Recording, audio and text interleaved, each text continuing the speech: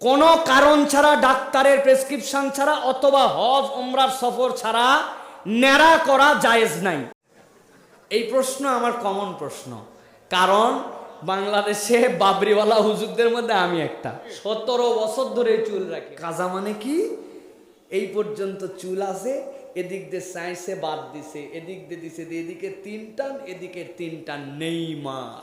বাবরি চুল রাখা সুন্নত হাদিস সহ দলিল জানতে চাই। ওরে সর্বনাশ! এই প্রশ্ন আমার কমন প্রশ্ন, কারণ বাংলাদেশে বাবরিওয়ালা হুজুরদের মধ্যে আমি একটা। ঠিক না ভাই? 17 বছর ধরে চুল রাখি, হজে গেলে ন্যাড়া করি, আবার চুল রাখি। প্রিয় ভাইয়েরা, রাসূলুল্লাহ সাল্লাল্লাহু আলাইহি ওয়াসাল্লামের সুন্নাতগুলা 2 ধরনের।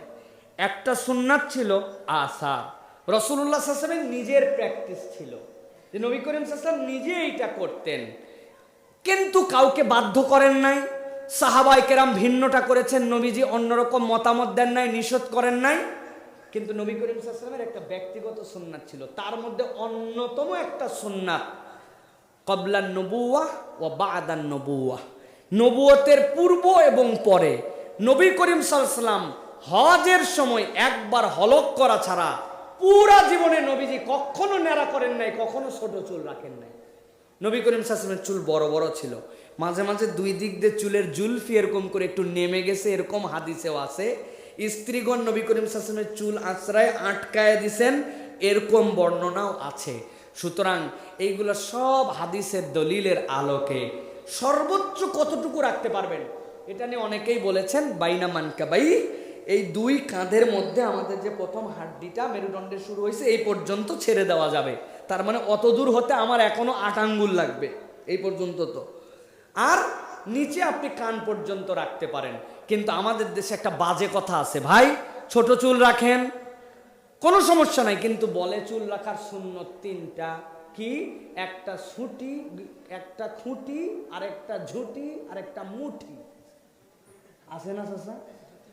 অধিকাংশ ফুকাহায়ে কেরামের মতে কোনো কারণ ছাড়া, ডাক্তারের প্রেসক্রিপশন ছাড়া অথবা হজ উমরার সফর ছাড়া ন্যাড়া করা জায়েজ নাই। যারা বলেন ন্যাড়া করা সব জায়েজ নাই, অনেকের কথা। কেউ করছেন ভিন্ন কারণে, সাহাবায়ে কেরাম ছোট চুল রেখেছেন।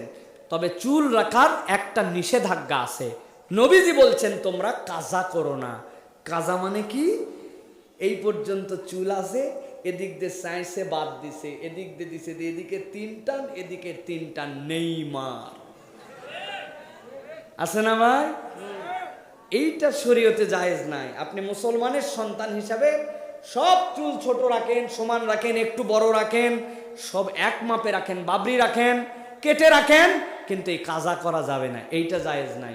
আর যাদের সুযোগ আছে সুন্দর করে এই চুল আস্তে করে রেখে দেন, তবে পিতা মাতার থেকে অনুমতি নিতে হবে। পিতা মাতার অধীনে যদি আপনি থাকেন, আপনি কোনো সুন্নত পালন করেন না, কিন্তু হঠাৎ করে চুলের ব্যাপারে আপনার বিরাট আকর্ষণ, কারণ এটা আপনার তাহলে সুন্নত পালন নয়, আপনার মনের হাওয়াটাকে নবীজির সুন্নতের ব্যবহার হিসাবে আপনি করতেছেন। অনেকেই আছে এরকম, ঠিক না ভাই?